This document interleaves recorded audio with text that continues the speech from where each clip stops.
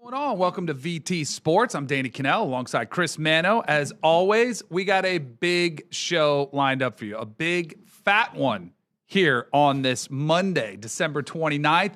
NFL playoff picture starting to take place. We've seen some places locked up. We've got a couple divisions open for grabs, and you've got some phenomenal games to finish out the season. We'll hit on those.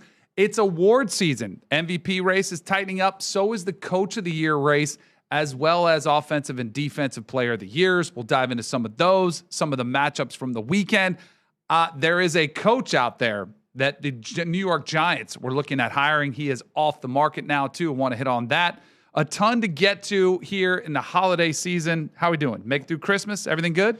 We're all good, man. The craziness continues, but it was a great weekend. I want to touch on something early that I'm very passionate about, and the guys in the back and I talk about it a lot, but I had a big week in the sports card world yesterday. Oh, nice. I want to talk about a gift I got. I got me a nice box of Donruss football cards, and I pulled me an elusive downtown Ashton Genty. If you know, this is like If you know, you know. If you do know, you know. This is like a $1,000 card, and I want to let you know I've opened tons and tons and tons of packs and boxes in my life, and that's the first one I've ever pulled. So I've been excited all day. I've been super happy, and it's ridiculous. Now, did you get video of the unboxing, the unwrapping? No. I used to do this. Yeah. I used to do that. But when you get to box like 2017, you're like, tired of this isn't taking up all happening, your man. memory So on your no, I'm phone? not. And yes, I got to the point where I was just kind of like flipping. And suddenly, you ever watch like Willy Wonka and the Chocolate Factory when you were a Yeah, kid? when they get the golden ticket. And they open up this candy bar and they see like a little glimmer there. And it was me. That you was knew me. right away. I didn't know right away because there's multiple inserts, but I was like, I've never seen one like that before. And I saw the bottom left corner and I just opened it slow. And I seen the RC in the corner, which means rookie card. Yeah. And I said, who's it going to be? And I saw a dreadlock. And lo and behold, Ashton Genty. And it was beautiful. The card collecting is off the charts right now. It is on fire. It is a fire market right now. I have some questions for you because I see some of these, they're rated, they're in the packets, and they've got the PSA rating, Correct, right? yes. Now, will you get that rated? Will I get it graded? See, it's interesting because getting it graded is worrisome. If it's anything under like a 9, it severely devalues the card.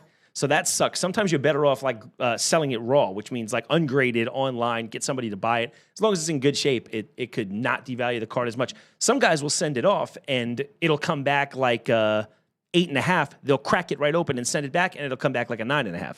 So what I often think about is, do you remember when you were like getting your road test done? Everyone always told me, book the road test in the morning because if you get a guy who's in a bad mood because the day's been a crazy one, you're going to fail. So like these guys, you can catch a card grader on a bad day, and he can give your 10 an 8.5 and devalue your card by $5,000.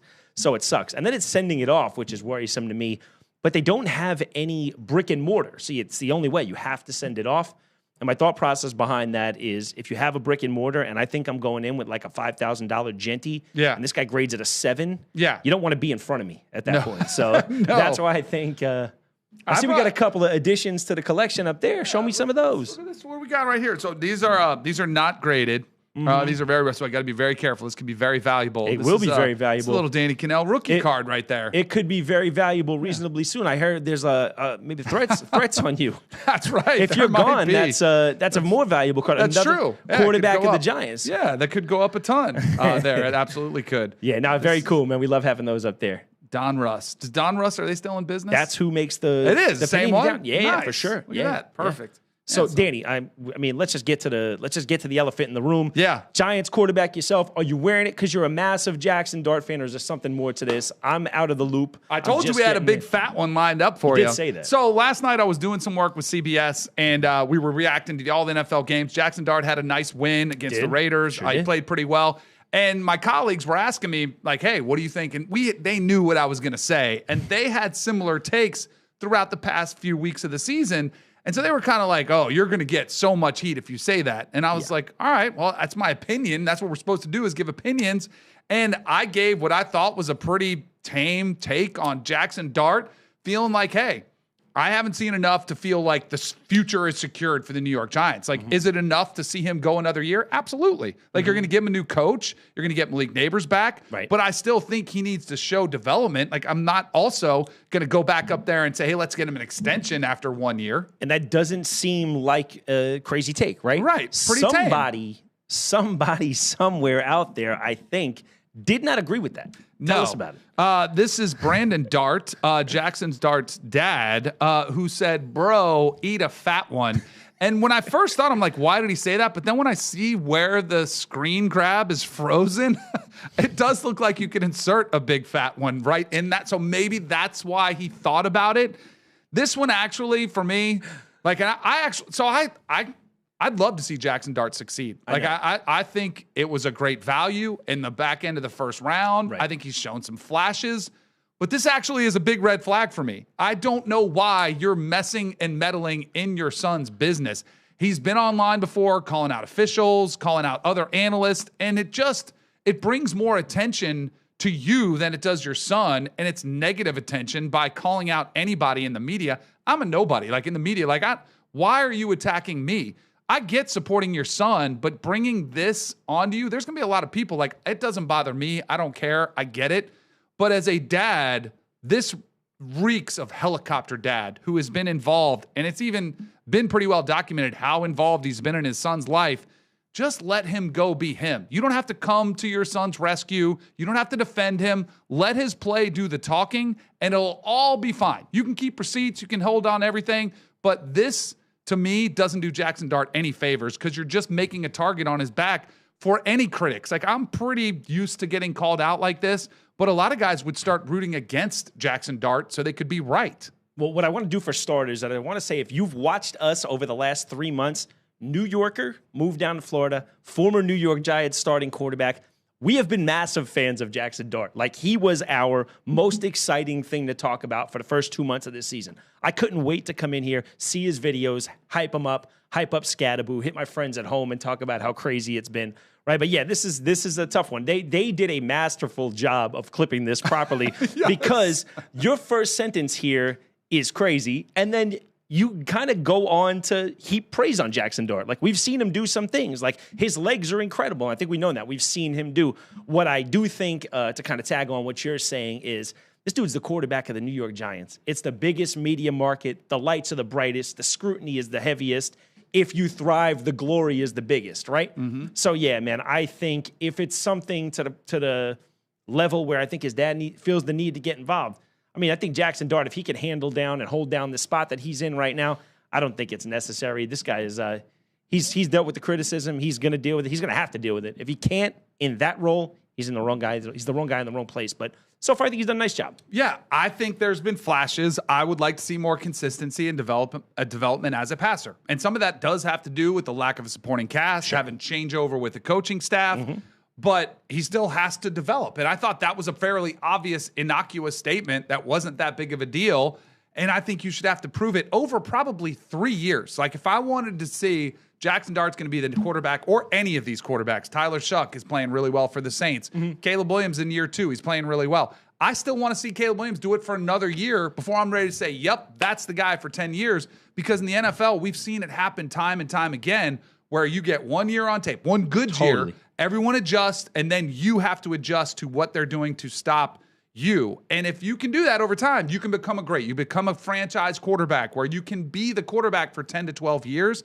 And in just your first year, even if Jackson Dart was lighting it up and he was in the offensive rookie of the year conversation, I would probably still be a little bit cautious saying, I need to see it in year 2. Right. So that we haven't seen that great of play, coming off a really good game, but because we haven't seen that great of play, I want to see him develop for another year, and then I'll probably be on the fence again, be like, nope, let me see him prove it again, but it's going to be a challenge for him. He's going to have to pick up a new system. He's going to have some new players around him. It is not easy to play quarterback in the NFL, and when your dad is hovering over you, tweeting at different people, it doesn't make it any easier. Yeah, I've totally come to subscribe to exactly that. We've seen enough guys like C.J. Stroud come in and light it up. Look, as recently as Jaden Daniels last year. Last year at this time, Jaden Daniels was the talk of the town, right? He was the guy. The next one. Is he on Mahomes' level is what we're hearing. Or was he on Josh Allen's level? And he's regressed, right? We've seen it happen. I mean, everybody since Cam. Cam came in and had the greatest probably rookie passing quarterback year that I've ever seen, right? Was we 4,500 yards or something like that? Cam came out of the gates like crazy.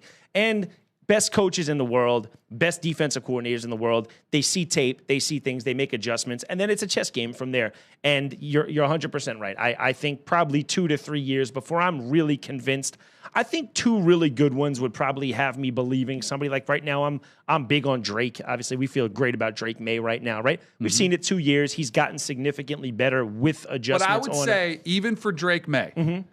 We didn't really see much at all from his rookie season, right? Sure. People were calling him a bust, which I wasn't ready. I wouldn't call Jackson Dart a bust. It's only 1 year. Like, you need to see somebody develop. Even with Drake Maye, I think next year is huge for him to kind of put a stamp on it, to showcase, because teams are going to adjust to Drake Maye, what he's done well, and they're going to try to take away some of the short stuff, force him to work the ball downfield. I think he's the total package. I feel a little bit better about his future, but I want to see it for 1 more year. And with a guy like Jackson Dart, a lot of that is out of his control, right? He may have all the physical tools. I think we all feel he does. But again, it's the things around him. It's the change in the offensive line. It's the change in the system. It's the change in the head coach. It's having to integrate neighbors back in there and maybe get a new tight end. Wandale's coming on. So there's things that they're going to have to adjust to and make changes to next year that, again, may be outside of his control, that we're going to have to see if he can adapt and adjust accordingly. No doubt.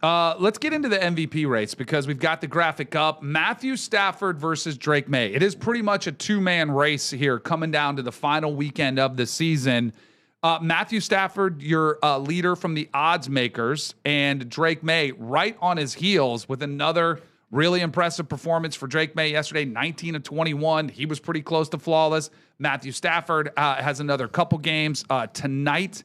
They're playing, I believe, against the Falcons, and then he's got 2 more games. So he's got a chance to potentially get close to 50. I don't think he's going to get there, but who's your pick if you had to go with one? Well, I mean, right now, I look at those numbers. A 25% lead in touchdown passes is absurd. Like, that's just a crazy, crazy lead. But, I mean, Drake Maye is just significantly getting better. And you know the deal. If you put in a nice, strong month to end the season, you're fresh in everybody's mind. Drake Maye yesterday had a 99.8 rating. Insane. It's the greatest single QBR game any player has ever had since the statistic was introduced in 2006.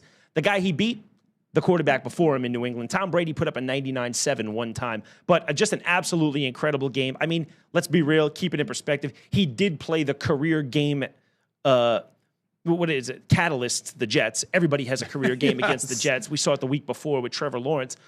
This is what I think when I look at this. I think Matthew Stafford is throwing to Devontae Adams, Puka Nacua, has a great run game, has a great coach, like offensive-minded coach.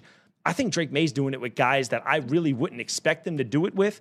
His QBR is higher. He's thrown for more yards. But I think right now I might give it to Drake, because I didn't expect it from Drake. Like, I think Stafford, if you would have told me at the beginning of the year, could light it up like this and have the Rams here, I'd have been like, okay, I could see that. Drake, if you would have told me that he was going to make the jump like this, I think he's more of a... I think you could put another guy on the Rams and be a playoff team. I think you put another guy right now in New England where they are, and I think they fall off significantly. Do you not?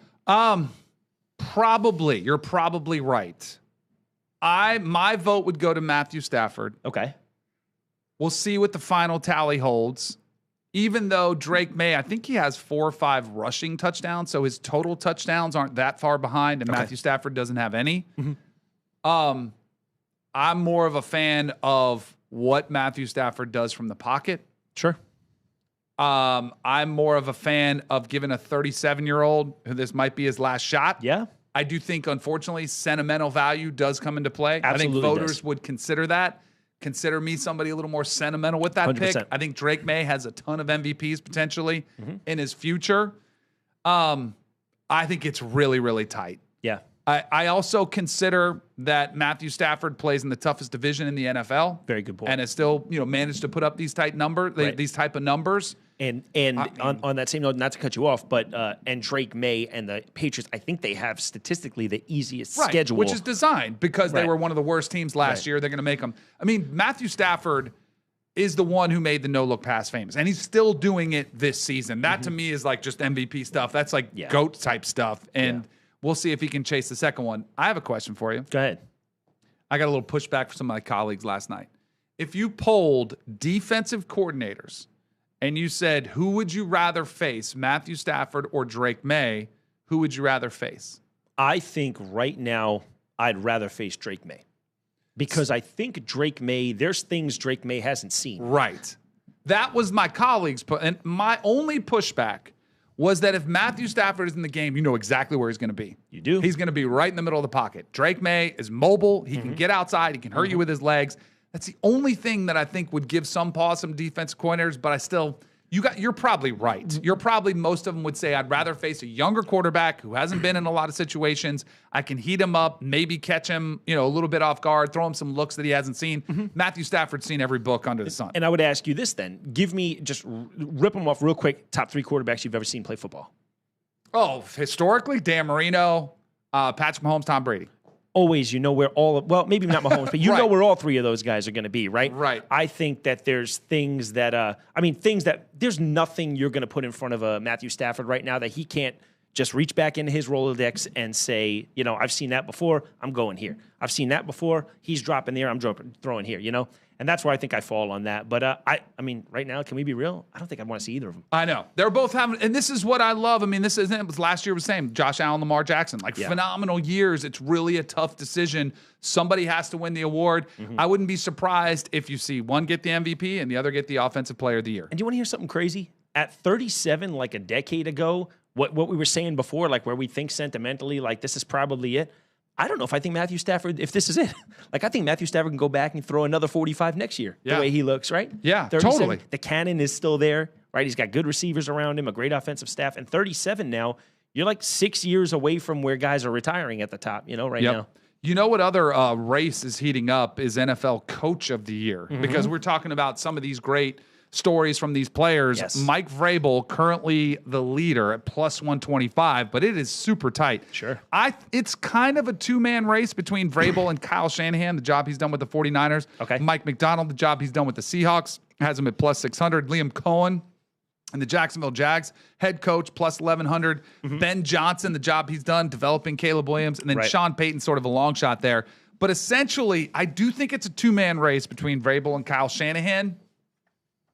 I think it's Kyle Shanahan. Even though he's the second favorite, when I look at, you mentioned the schedule for the Patriots, and this kind of is a reason why I like Matthew Stafford in the MVP. The 49ers play in the toughest division in the NFL. They have a chance to have the number 1 pick, the number 1 seed all the way through.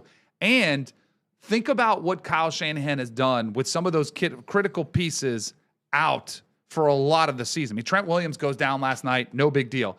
Brock Purdy's lost for 7-8 games with the foot injury, no big deal. Mac Jones steps in. Fred Warner out, Bosa out. And their defense is still an issue for this team, but Kyle Shanahan, as an offensive mind, has still found ways to put up monster production with a cast of George Kittle out last night. And they still figure out. I think he's one of the best offensive minds in the game. That's why I would give him the slight edge. Vrabel's a great story. Again, these are really hard decisions to make, and he's done a phenomenal job. But I think the toughness of the path for Kyle Shanahan, and with a lot of times one hand tied behind his back because of injuries, I give the slight edge to Kyle Shanahan. Yeah, I think there's probably 3 or 4 guys. It's like one of those races where you can give one of maybe 4. It's like the MVP thing. You can give it to LeBron every year. You can give it to Mahomes every year and not get mad. I think there's probably 4 guys up there I wouldn't be mad at all. You make a great case for Kyle Shanahan. I think the same sort of issue kind of comes into play where it's just like we've seen it. So I think it's almost like fatigue. I expect the 49ers to be good every year. So sort of in the back of my head, I'm just like, the 49ers are supposed to be good, and they're good. So to me, it doesn't maybe carry as much. When you actually put it out there like that, though, with all the guys they have been missing, obviously Fred Warner, Hall of Fame caliber, green dot linebacker. Yep. Kittle's been out. McCaffrey's always hurt. And Brock Purdy, right? They put Mac Jones in seamlessly. He covered a couple games, stepped in there beautifully, and did a great job. So yeah, I think I was more on the case of somebody else until you did that. But you did make a great case for Shanahan. I usually with this award like to think the most impactful flip for me, like who's turned things around the most. I actually think Ben Johnson has done a really nice job. Ben Johnson was my pick. And not that I think he's going to win it, but I think they started, what did they start off? Were they 4-11 last year? The Bears, and now the Bears are, they're I mean, the Bears last year were 5-12. 5-12, and right now, the Patriots, though, yeah, the Patriots were 4-13. Right, I know, but I can't forget that easiest schedule in NFL history. Right. Thing. You're playing the Jets twice, you're playing the Dolphins twice, and yeah, I mean that's something that I can't get out of my head. But I think Ben Johnson's done a phenomenal job. I think if it was Shanahan, it wouldn't get anybody upset for sure. And all of these again. Yeah. So here's a Ben Johnson thing that I think helps his case. Okay. I think the job he's done with Chicago. Right. But look at what's happened with Detroit. Oh, yeah? Since he's been gone. That to me actually is like, yeah. Oh, he's really, really good. And look how much they miss him, Detroit. Look at what he's meant to Chicago. And that's been a huge boon. So I think that makes a case for him. And I think the same thing on the other side for Shanahan is look how the defense has been able to stay locked in with the return of Saleh, right? So I think the same sort of thing, like Detroit loses a guy and they fall apart. The Niners gain Robert Saleh back at that defensive coordinator position where he's fantastic, a defensive coordinator. Wasn't a great head coach, but he's done a great job as a DC, and he's been able to really keep them locked in despite the loss of Bosa and Warner on that defense. And I think that speaks highly for him, but it's another thing Shanahan is like be able to fall back and lean on. Now, if you had me bet money on it, though, I would probably say Vrabel takes it home. Now, the sentimental aspect, I do think there are like human interest stories that come into play. Him putting New England back on top to a place where he played, they were bad last year, having Drake Maye in the MVP conversation. I think Mike Vrabel probably wins it. Yeah. I think Kyle Shanahan should. Like, that would be my vote if I had a vote, but I think Vrabel might take it home. Yeah, this is a tough one for me to talk about because, Jets fan since I'm little, right? Chiefs guy now. Like, nothing about the Mike Vrabel story makes me happy. Makes me feel sentimentally good. Like, I'm tired of the Patriots. I was ready for them to be gone. They were gone for what seems like 15 minutes, and now they're back. Their quarterback is a stud. Their coach is locked in. It's very worrisome for me. But, I wouldn't be shocked at all. It could be Vrabel. Yeah. All right. Yeah. Let's move on to some of these, some of the games that took place because there are two divisions that it feels like nobody wants to win. Yeah. Like some of the playoffs have already been, figured out. Right. The Eagles have had the division and then NFC East locked up for a week. They didn't like meaningless games as far as seeding goes. They're pretty important, but the AFC North and the NFC South have been the divisions that nobody wants to win. Nope. You had the Steelers yesterday playing against the Browns with an opportunity to take hold of that thing. And lo and behold, they put up 6 points. They get beat by the Cleveland Browns, who now moved to 4-12. Shedeur Sanders had 2 picks. I mean, there was every opportunity for the Steelers to get the win, to move on to the playoffs, and yet they could not do it. Yeah, you're absolutely right. But that division's always been like that, right? That's like the dogfight division. Yes, but normally it would be 13-3, and who can? No one's like they just can't get it over the hump. This one, they can't get out of their own way. We know what it is. You think about like college, and no, it's not on the same level as the Ohio State and Michigan, but it's like one of those things. Like interdivision in that division is war. Like those guys, like the Browns see some success in their season, and Stefanski can feel good about leaving the season just upsetting Pittsburgh. You know what I mean? Like those guys gear up for those games like they don't. And I mean, I'm sure it happens in every division. Like sure the Cowboys are pumped. That's a tough one too. I don't know that any division gears up for war like these teams. Ravens, Bengals, Steelers. I mean, for a million years, Browns. These are knockdown, drag out battles every time they play. It doesn't matter who's at the top, who's at the bottom. You're in for a dogfight every time. And like it feels like college to me. Like it doesn't matter if you have a division game late in the year with these guys. You could be great, they could be terrible. You're in for a fight. You know what I hated about this game? I felt the Steelers missed DK Metcalf. They desperately needed somebody that could win on the outside, and Aaron Rodgers could not get anything going with Scotty Miller or Marquez Valdez-Scantling. Right. He missed a couple deep balls. Yeah. And I think they're going to see more of the same because they're not going to have him in this finale for the division against the Ravens. And the part that I hate about this the most is that DK Metcalf did appeal, and it got turned down. So the NFL said, nope, we're not going to take it into consideration, even though there was a track record of this fan where DK Metcalf filed a report and let the NFL officials know, let them know about this fan who had been harassing him before.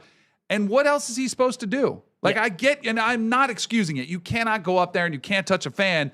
But the NFL, the Steelers, the Lions, everyone has to do a better job of assisting the players because these are the most valuable assets. The fans are valuable. You want the fans to be a part of it. They clearly help pay your salary. Yeah. But your most valuable assets are on the field, and down the stretch with the playoffs on the line, you want your best players on the field. And sadly, we're not getting DK Metcalf out there with the Steelers when they need him the most. Absolutely. It was a massive void not seeing him in there yesterday. You could see the Steelers were feeling it. Aaron Rodgers were feeling it.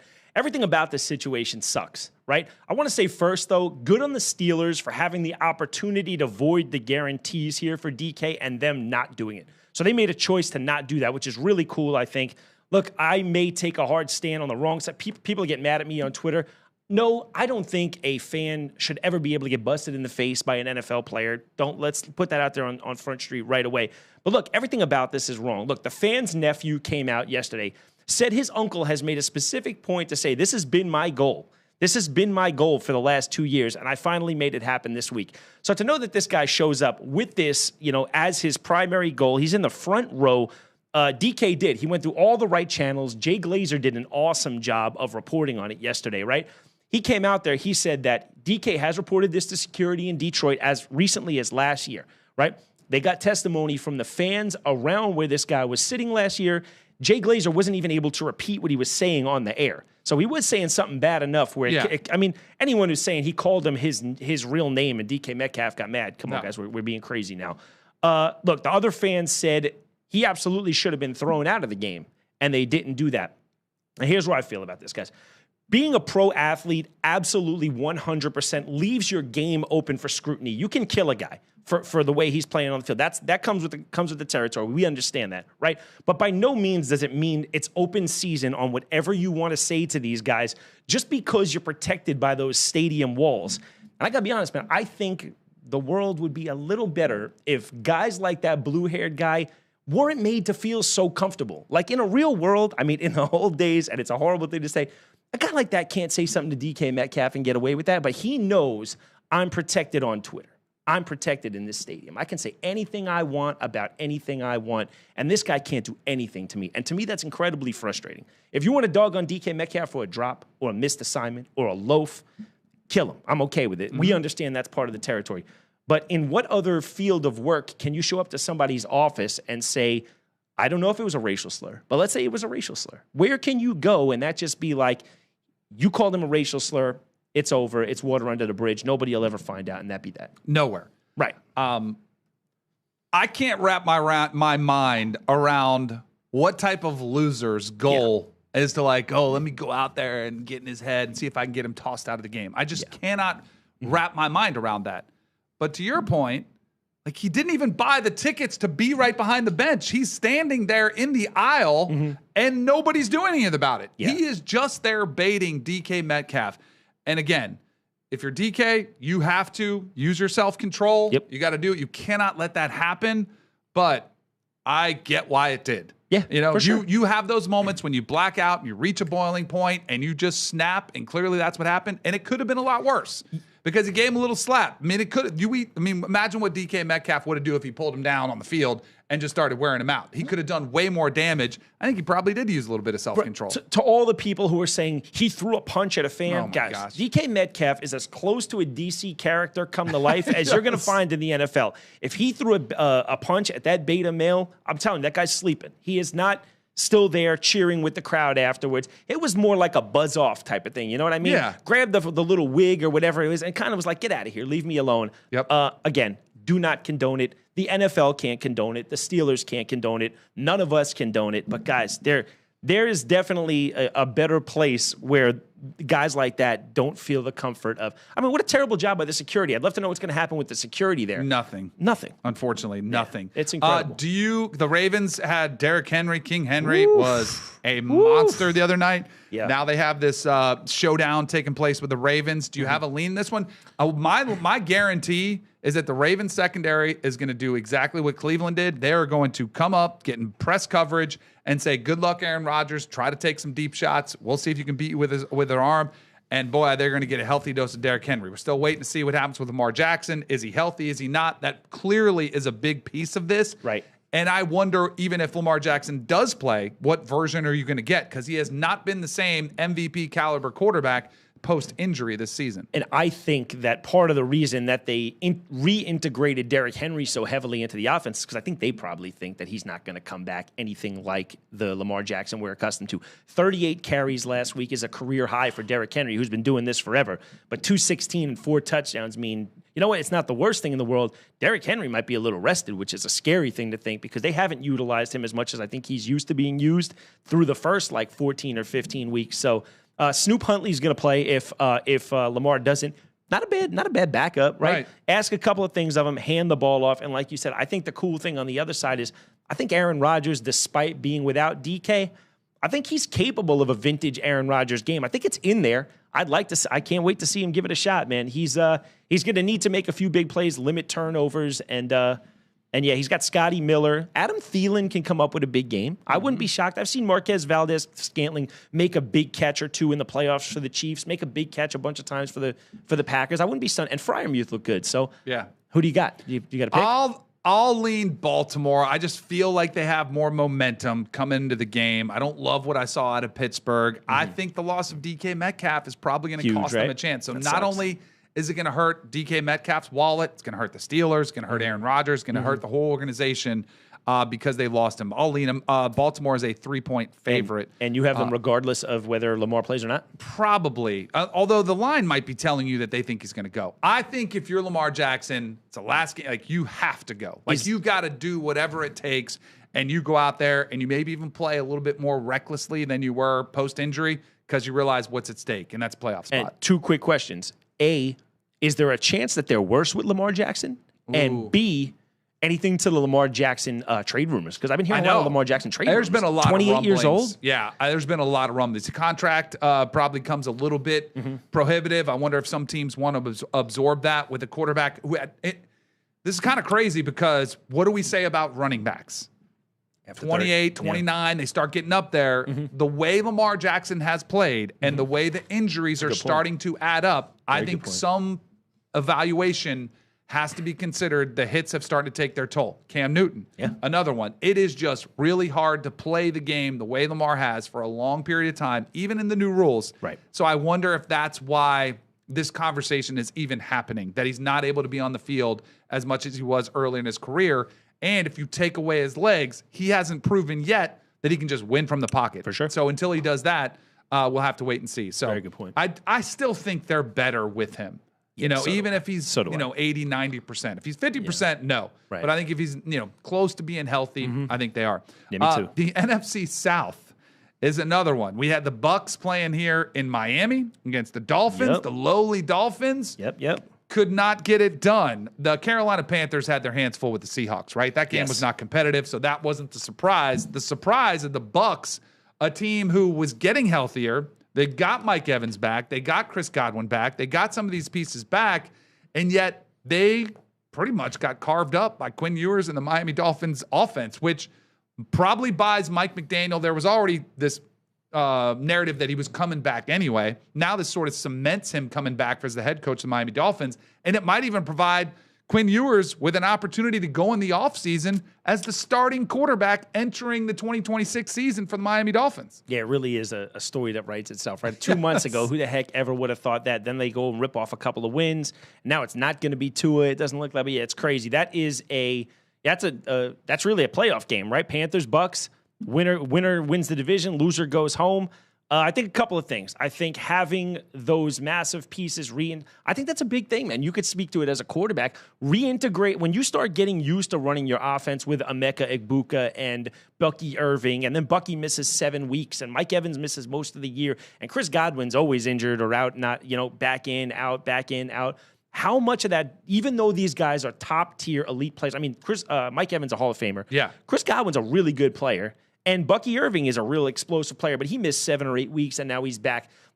Sometimes you get used to not having as great of players, but things start to roll. Does it make for a challenge getting these big-time players back? And what is the actual challenge? Is it getting them the ball? Is it, timing? What is the deal? I think it's all of it. I think you don't know, because these guys are elite caliber athletes, and a lot of them do come back, and maybe they're not 100%. Like that impacts maybe where they are. There is rust that can be accrued while you're in the training room for 4 or 5 or 6 weeks, and you're fighting to get back on the field. You have to get up to speed. And think about how the windows are so small with what is defined as open and the timing and rhythm that it takes to complete passes, against that type of coverage. Every millisecond comes into play. So if you're just a little bit off and you're used to a healthy Mike Evans, or you're used to a healthy Emeka Egbuka, or you're used to those things, and all of a sudden they're off just a little bit, it can throw you off. Plus, the offensive line has been banged up, and Baker's been baked up. Even he's played his way through this, but his health is a concern too. So I see them as a banged up team that comes limping to the finish line, and that is looking, they've lost 7 of 8 games. And yet I look at them, the odds makers look at them and say, yep, they're going to beat the Panthers. They're a 2.5-point favorite having come this bad into the finish line.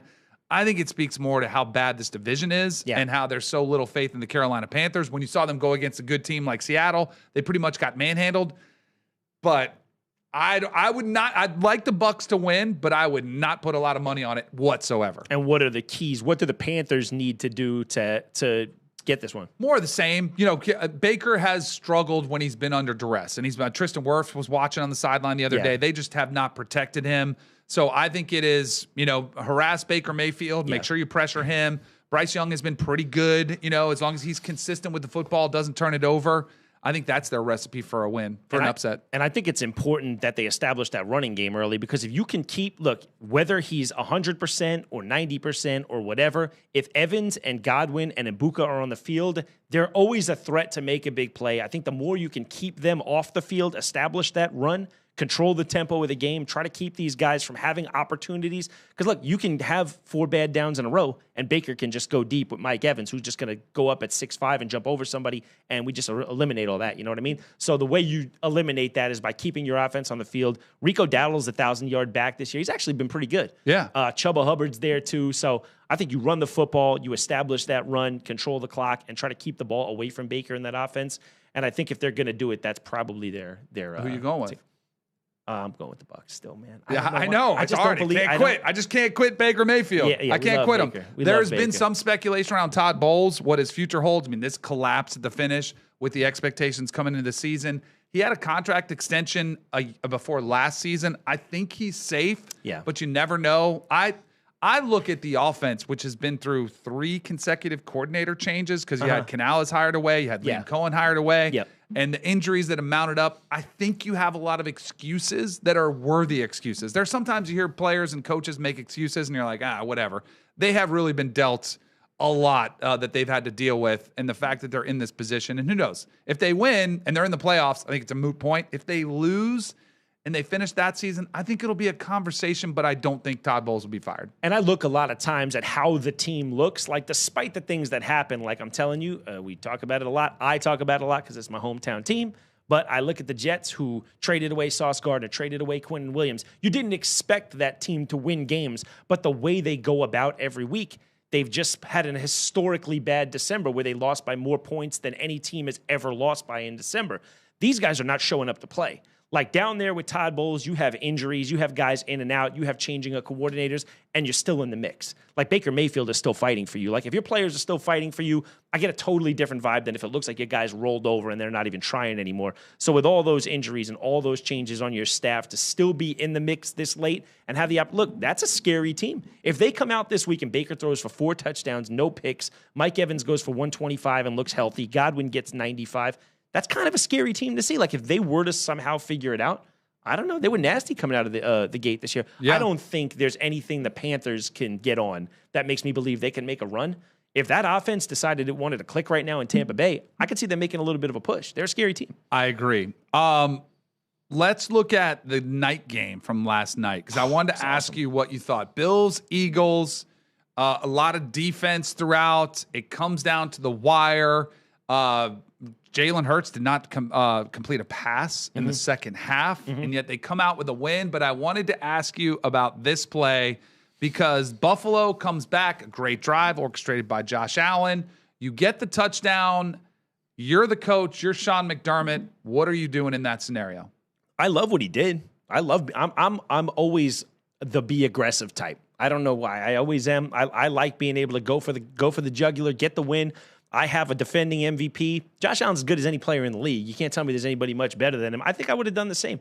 They obviously had 12 points at the end of the game, so it's not like the offense is clicking. I trust that they're going to go ahead and march down the next time they see the football. So I'm like, I'm here. I got a 240-pound athlete. Let's go for the gusto. And so I think the philosophy in general, when it comes to 2-point conversions, if you're the road team and you're the underdog, that's when you decide to, go for the one play, put it on one play. If you're the better team and you're playing at home, I think traditionally you kick the extra point, you take it to overtime, you try to trust that you're the better team. Your defense had just had 4 stops consecutively. They were playing better. You did move it all the way down there on this drive. But I wonder if Sean McDermott took the big picture into consideration, because this Bills team is pretty banged up. Do you want to play potentially a whole nother 15 minutes of football, more wear and tear? Josh Allen did have to leave the game to come out and have his ankle looked at. Thankfully, everything came back clean. I wonder if that came into the decision. And I'm with you. I like being aggressive. I think players love when you go for it on 4th down, when you go for 2, when you bet on your team. And here's the ultimate thing. Watch the play. Yeah. It was perfectly called play. Right. It was great. It was great until it wasn't. He completes that pass, you win, and that's a layup for Josh Allen normally. And that's my counterpoint to what you're saying. I would say first, are we sure that they're the better team? Are the Bills much better than the Eagles? You think Nick Sirianni believes that Saquon Barkley and Jalen Hurts and those 2 receivers, that they're clearly the better team? I don't know if you go in there thinking I'm the worst team here. I have to go analytically by what it says. And then, like I said, you can't kill Sean McDermott. That play was textbook. It was perfect. Everything about it was right. Josh Allen didn't deliver when he needed to, which is something we've said very many times. And so now we'll see, because like you said, and we said last week, the pressure is hot. The seat is hot for Josh, man. Yeah. You know what I love? Yeah, he's got to win it this year or else. The one thing I did absolutely love, and I love to try to teach young quarterbacks, high school, college, even young NFL quarterbacks, watch how certain quarterbacks handle themselves. He had probably one of the worst throws of his career. One of the biggest missed opportunities to win a game at home, like be the hero. He didn't execute it. Standing up in front of the media, took the questions. My favorite aspect of it, he actually caught himself, because he said, we didn't execute when it mattered. And he goes, I did. He corrected himself. He said, I didn't execute. I didn't make the play. Right. He stood up because he knows he's going to get all the credit. He knows he gets all the commercials. You get the big money. But he also is well aware that he can stand up, take accountability. And I think that's one of the reasons his teammates absolutely love him. That's why I think he's one of the faces of the league, because he does the right things as far as what a franchise quarterback is supposed to do. Yeah, 100%. And I think we live in a society where, like, so many people are afraid to accept responsibility and be accountable. And when you are, I think a lot of times you land a lot lighter than if you don't. You know what I mean? We killed Chris Jones about it earlier this year when he said the defense did this. And we're like, no, dude, the defense was fine. You were standing in one spot waiting. You know what I mean? And yeah, I don't know. Do we have the clip? Because I actually haven't heard that soundbite, but it sounds so Josh Allen. It was perfect. I heard it last night after the game. Dude, this dude is perfect for that city. He's perfect for. I mean, he's a great face of the league. Let's be real. Yeah, he does everything he's supposed to. Never in trouble. Always holds himself accountable. I like Josh Allen, man. There's nothing I can say bad about him. All right, I told you it was going to be a big fat show. And since we'd started the show with the New York Giants and Jackson Dart, I wanted to finish with a bit of a news item that I saw this afternoon. Okay, let's hear it. Because I thought Marcus Freeman, the head coach at Notre Dame, was a really, really strong candidate for the New York Giants to be their next head football coach. I think there was strong interest from the Giants, and I think there was some interest from Marcus Freeman.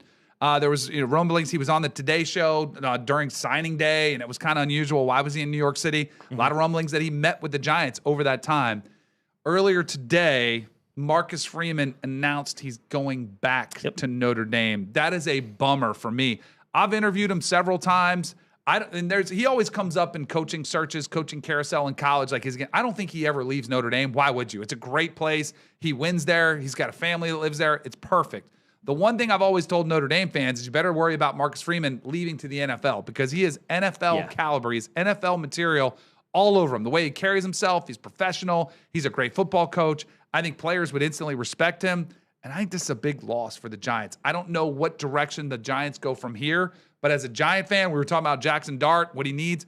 I think this would be a great face of the franchise that could bring in some credibility and a locker room that would instantly respect him. I'm very curious to see where the Giants go now. Yeah, granted, Coach Freeman hasn't had the success of like some of the guys that I'm thinking of, but it is very few and far between where guys stay at one spot for the longest time. You think of like a Mike Krzyzewski, who never really made the jump up to the pros, guys like that. But even a guy like Saban, who you thought he was locked in where he made a jump to the NFL at one point. Yeah, I think, and he's only, what's Marcus Freeman? Is he 40 years old yet? He's probably pushing 40. Maybe he's late 30s, but yeah, he's got a million years to do it. Yeah, he's in a great spot at a great time. College 39. Sports is crazy right now. Yeah. I mean, but yeah, where do the Giants go? I'll give you some of the odds, okay, and you tell me what you think. Okay. I've heard a lot of people say Mike McCarthy. I've heard him too. I don't know if that excites me as a Giants. I have a tremendous amount of respect for him, but this feels like, I don't mean to be disrespectful, but like the retread. Like, he's a coach who's been a head coach before, multiple organizations. He's an offensive mind. I want somebody younger and fresher. I'm sorry, and maybe that's ageist. I don't know what it is, but I want somebody fresher that brings more excitement. It's not ageist. I'm going to tell you why. Because this roster, Jackson Dart, flash. Scadaboo, flash. Neighbors, flash, right? Brian Burns, flash. Abdul Carter, flash. This guy just doesn't seem like the guy that you sit in front of them and get the same juice. Like, I even thought Daboll had juice. Like, it sucks that he lost, but he was a guy who can get guys excited. He would get jacked up on the sideline. I'm telling you, man, all roads lead back to one guy for me always. I don't think it'll ever happen, but God, man, if you can get John Gruden in that office. Oh, gosh. I thought you were going to say Bill Belichick. No. He's another one. He's a farty old man now. Yes, I'm not worried about Bill Belichick no more. But Gruden's no young chicken either, but he would bring that swagger back to New York. Oh, my gosh. He desperately wants to be back in coaching. The lawsuit is still up. It's still him, the Raiders, and the NFL, what happened, what transpired there. I almost feel like he's just not an option. I know. I think college he might, but it's kind of this carousel has moved on by him. I'd love to see it. I think he'd be great with Jackson Dart. And truthfully, I think the players are fine with it. Like, I don't even think the players would care at all. Like, it's so ridiculous. I don't think they would either. Clint Kubiak, the Vikings offensive coordinator. Okay. He's a name that's come up there. Chris Shula, the Rams defensive coordinator. Mike Kafka, the interim. I don't think they're going to go. I think they're going to go a new direction. Can I ask you a question? Do you think with those players, defensive coordinator is the way you would go? I think I got to bring an offensive mind in, right, to come nurture these guys with that potential offense I have with Jackson Dart, with Scadaboo, who showed so many flashes, and Neighbors, who could be, I mean, really, Neighbors could be the best receiver in football if he comes back healthy. You go with the defensive guy? Is that what you think? Like, what do you think? So, by the way, Clint Kubiak's with Seattle. I thought he was with Minnesota last year. Yep. Now with Seattle as their offensive coordinator. My philosophy is get the best coach available. Okay. Not predicated on the roster at all. Like if you were if you were the Baltimore Ravens with Ray Lewis, Terrell Suggs, Ed Reed, you can be okay with an offensive-minded guy in there. Totally. Okay. I'll give you, there's examples to go both ways, right? Like we saw Liam Cohen to fix Trevor Lawrence. We saw Ben Johnson to fix Caleb Williams. Those have worked out great. Right. Mike Vrabel hired Josh McDaniel. And so Vrabel sets the tone, sets the course. Right. I thought he was last year, he was out. I thought he was the best available hire. Yeah. That to me is what you should find for the New York Giants. Now, there's no clear-cut best available hire. So then, I think but it comes I would want to interview guys, sit them down, find out what their philosophy is. Are you going to be hands-off? Are you going to be hands-on? Are you calling plays? Are you the figurehead? Yeah. Who's going to be your defensive coordinator hire? What is your philosophy going to be? And it's a really tricky process to try to figure out. So if not Freeman and not McCarthy, go ahead, just one name, anybody. Who do you want? Who do you think? Is it one of those guys you just reeled off? Or is it somebody from out of left field that we're not really thinking about? I like Clint Kubiak, he was actually somebody that I actually went and watched him play high school football when I was there. He's young. Danny, it's New York City. Can you get? I feel like you need a special kind of dude to excite New York City. I don't know, especially with this type of team.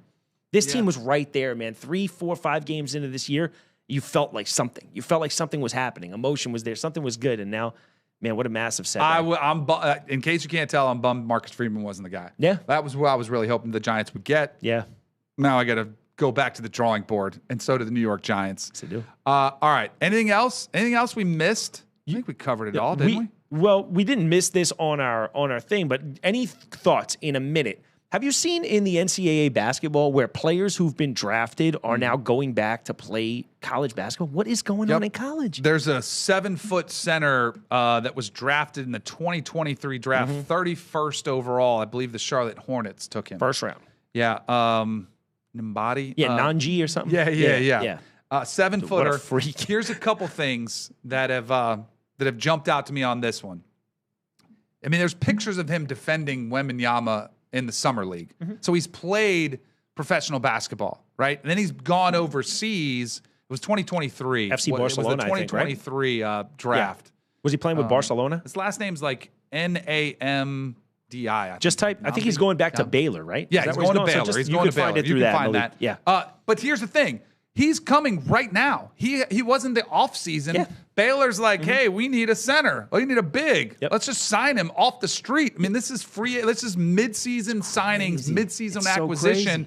And it's the calendar works out pretty well because academically, I guess he can just enroll in classes in January.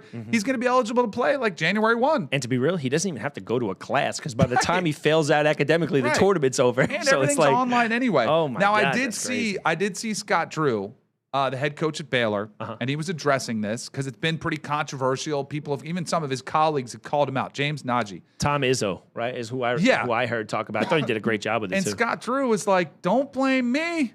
Blame the system. And he's kind of right. He is right. Because he's not the only one. There were several players that had played internationally, that had played professionally, in some capacity, that had signed at various, I think Kansas signed one. Okay. There was a couple schools that did it. And so Scott Drew's like, hey, if they're allowed to do it, why can't I? Yeah. And we have a need that we can fulfill, and it's a player we like. If we're allowed to sign, if he's eligible, the NCAA deems him eligible, why can't we sign 100%. him? So until they do something to fix this, it's going to be a problem, and you're going to see other people do it. What I'm curious to see if it happens, and this is where in college, it's a little bit different with the NFL. If you declare for the NFL draft, you're ineligible, right? So the minute you say, I'm coming out, I'm going to be a professional, even if you get undrafted, like you're still you lose your eligibility. It's once you hire an agent, right? Isn't that what makes you there's a couple things anymore? about it that go there. What I think will be interesting is if a player challenges this and says, wait a second, I might have declared, but I never signed an NFL contract. Sure. And if some of those players win some of those suits, watch out. But we're already in this wild, wild west Crazy, man. College athletics, which is absolutely nuts. Yep. All right, let's see what the fellas have for us in the control room. Oh, Snoop Dogg. This was good. I think he fielded this ball, right? Yeah, it's a kickoff. It's me.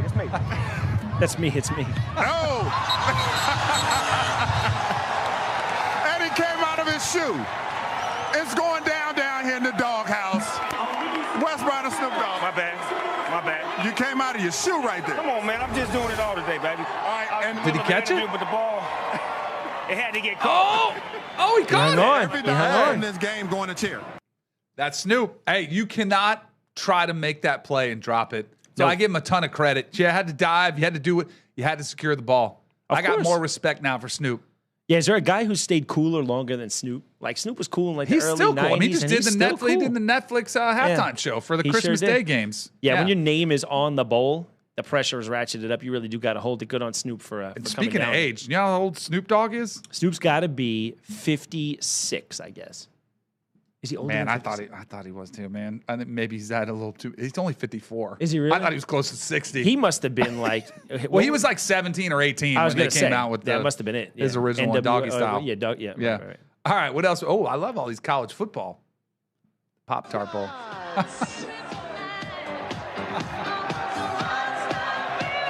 This is the sacrifice. Cookies and cream, cherry. And then they come out. Right there. Edible. The edible mascots for BYU.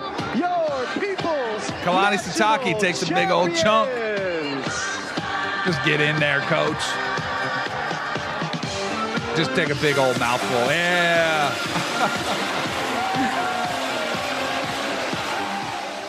Can I tell you, the Pop-Tart Bowl is like a viral sensation. This bowl game is probably the most popular, like outside of the playoffs. It gets so much like ratings. People tune in all for the Pop-Tarts Bowl, like to see the mascots and the celebration. Is that what it's it is? crazy? Do they get good teams usually? I mean, it was a pretty good game. BYU versus Georgia Tech. I mean, they were both top Georgia Tech was 25 good last year. Yeah. It was a pretty good game. But people watching in just to see that. Oh, Okay. I love these little historical. 24-yard line, 3rd down, 5. Schuster looks at Donnelly. Art Schuster. Throws it short. It's intercepted. Oh, is this Woody Hayes? Charlie Bauman. Yeah. Oh my gosh, what a different world we lived in. Well, What a different we didn't world. really, because he still got in trouble. Like, he didn't just get away with that. But in what? Yeah, I guess that's true. But where would any coach these days think that was okay to just haul back? I don't even know if throw it right at 1978 they thought it was okay. I think Woody Hayes just lost his mind. Hayes is crazy. Speaking of DK Metcalf blacking out, he just went black He sure and just did. saw color and just nailed it. All right, what do we got here? Oh, this is crazy. Whoops. Oh, I like that. Oh, that's great. That's awesome. That's awesome. I love that. I want to see that like in a high school game. If you could actually do that, would it be illegal? No, well, I'm thinking about it. The craziest part is, I guess, if you establish position, you're probably good, right? Like, he just ran off the floor. Yeah. It doesn't say you can't run into the locker room. Right? There's no rules about If that. he gets his like feet in football, you have to establish yourself back in bounds. I don't even know. I think if you it's have the to do same that. in basketball. You just Yeah. got to get 2 feet in, and you can be the next person to touch it. I think that's all good. It Yeah. looks crazy, though. What is going on here? Some serious Muay Thai. Oh, yeah, soccer, volleyball. Oh man, look at the vertical on these dudes. Oh, that's wild. So you want to know something crazy? I see this sometimes up in Delray Beach. Not to this level.